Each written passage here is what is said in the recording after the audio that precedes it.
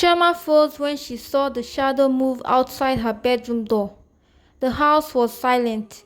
The time was past midnight, and Udoka was fast asleep beside her. For a moment, she thought it was her imagination, but then she heard it, soft, careful footsteps creeping closer. Her heart pounded. She quickly slipped out of bed, tiptoed to the door, and pulled it open. And there she was, Onyinyechuku, her so-called best friend, stood in the hallway, wearing a silk nightgown that barely covered her body, her face tattooed like a thief caught in the act. Oni, Chama's voice was calm, but her eyes were sharp. What are you doing here? Oni stammered, her words tumbling over each other. I couldn't sleep. I just wanted to ask if we still have ginger in the kitchen. I want to make tea. Chama looked her up and down. At this time, dressed like this? Oni forced a laugh. Ah, Choma, you are taking this too seriously. She turned quickly and walked away, her hips swaying as if nothing had happened. But Choma stood there, her chest burning with anger. This was no longer about suspicion. She knew now Onyinyechuku had crossed the line. It all started 3 months ago when Choma opened her doors to her best friend. Onyinyechuku had called her one rainy evening, crying that her landlord had thrown her things out because she hadn't been able to pay her rent. Choma felt pity and begged Udoka to let her move in until she found her feet. Udoka had been hesitant at first. You know they say visitors are like fish. If they stay too long, they start to smell, he joked, but because he loved Choma, he agreed. For the first few weeks, things were normal. They laughed, cooked, and even watched movies together. But slowly, Choma started noticing strange things. Whenever she and Udoka were having a private discussion, Onyinyechuku would suddenly appear, pretending she forgot something in the room. Sometimes she would sit very close to Udoka on the couch, laughing too loudly at his jokes. One afternoon, Choma returned from the market earlier than expected and saw something that almost made her drop the bag of tomatoes in her hand. Onyinyechuku was sitting beside Udoka in the living room, wearing a short wrapper that barely covered her thighs. She was leaning toward him, whispering something that made Udoka's face look uncomfortable. Udoka jumped up the moment he saw Choma. Nne, you're back early. Onyinyechuku only smiled and said, Choma, you have such a good man. If I were you, I would never let him out of my sight. Choma didn't respond. She just walked past them into the kitchen, her stomach churning. That night, she confronted Udoka. Udoka, she said softly, tell me the truth. Has Onyinye tried anything with you? Udoka sighed deeply. Choma, I don't want to cause problems between you two, but yes, she has been saying some things that are not right. Last week, she told me that if you ever make me angry, I should come to her. Choma's eyes widened. She said that? Yes, Udoka nodded. But you know me, I love you. I will never betray you. Choma's hands were shaking. She felt hot, betrayed, and angry all at once. This was the same girl who had been her closest friend since secondary school. But she kept quiet until tonight when she caught Onyinyechuku creeping toward her bedroom. That was the last straw.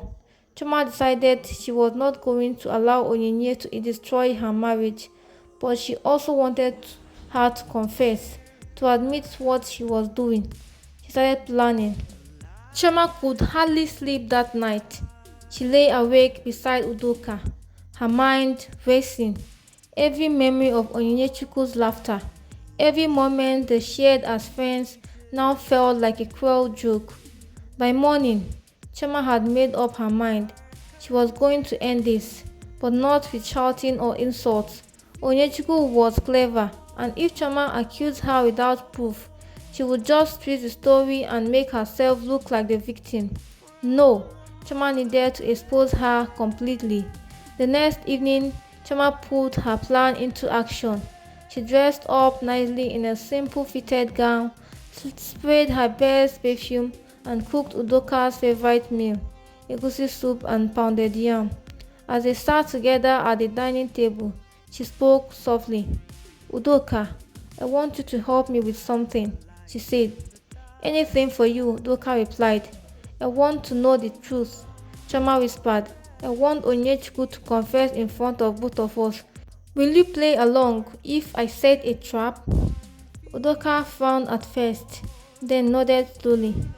If that is what you want, I'll do it. Choma smiled sadly. It's the only way to protect our home. That night, she pretended to leave the house to visit a neighbor, but instead of leaving, she hid quietly in the passage, her phone ready to record everything. Udoka stayed in the living room, scrolling through his phone, pretending to be relaxed. It didn't take long before Onyechukwu appeared, dressed in a revealing shirt gown. She sat down next to Udoka, her smile playful. Udoka, this house is too boring when Choma is not around, she said, tilting her head. Sometimes I wish it was just you and me. Udoka pretended to laugh. Just you and me? What would we do? Onyechukwu's voice grew soft and bold. You know what we would do. Choma doesn't have to know. Choma felt her stomach twist as she heard those words from the passage, but she stayed quiet, letting it play out. Udoka stood up and shook his head. Onyi, why are you doing this?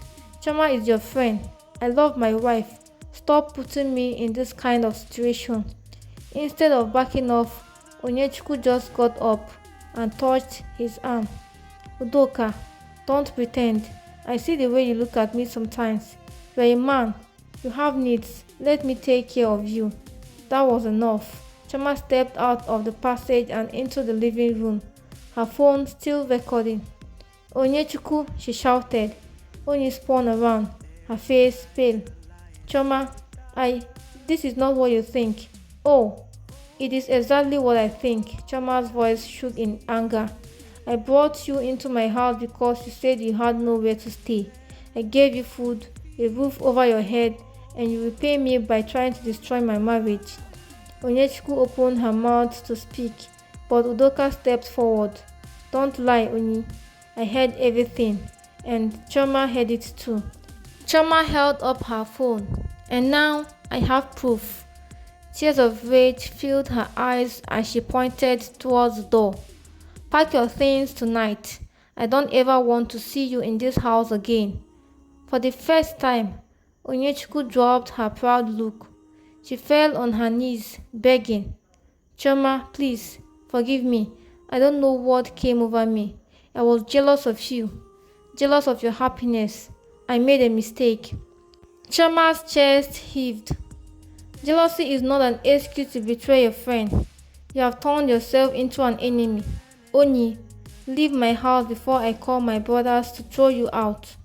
With shame on her face, Onyechukwu stood up and walked to the room to pack her things.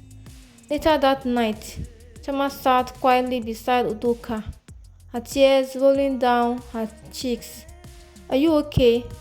Udoka asked, pulling her into his arms.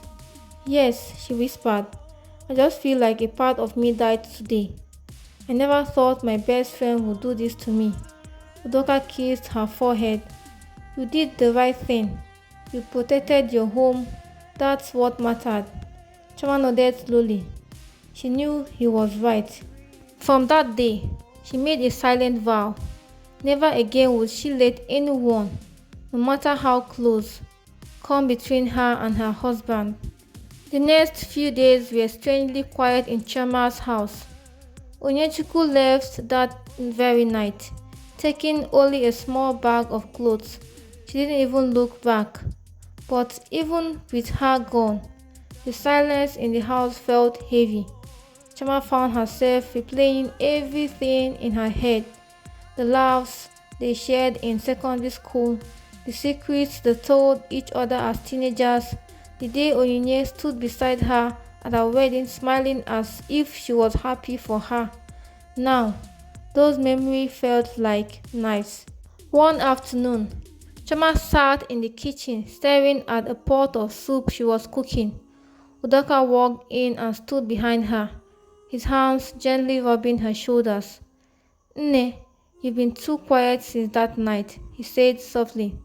Chama sighed. I'm just thinking, was I too harsh on her? Should I have forgiven her? Udoka turned her around gently.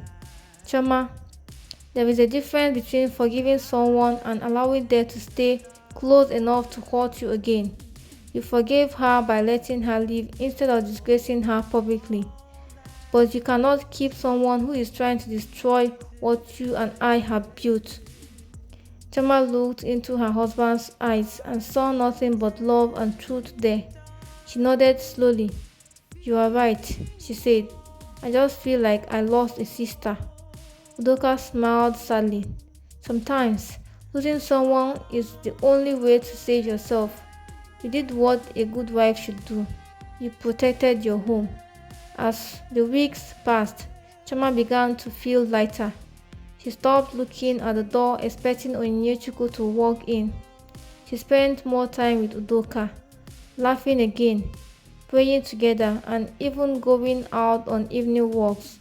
One Sunday after church, Chama saw Onyechukwu from a distance. She was standing near the road, looking tired and worn out. For a brief moment, Chama's heart ached, but instead of anger, she whispered a silent prayer. God, help her find her own happiness, so she will stop trying to destroy mine. When Onyechukwu's eyes met hers, Chama simply nodded and walked away with Udoka, her head held high. That was the day Chama finally let go of the pain. Months later, Chama and Udoka's marriage became even stronger. The ordeal had taught them the value of communication and trust. Chama also became more careful about who she allowed into her personal space. When neighbors asked why Onyechukwu no longer visited, Chama would just smile and say, some friendships are meant to end, and that's okay. Udoka always squeezed her hand when he heard those words, reminding her silently that she made the right choice. And deep inside, Chama knew she had protected the most important thing in her life, her marriage, her peace, and her dignity. She had lost a friend but saved her home, and that was a choice she would never regret.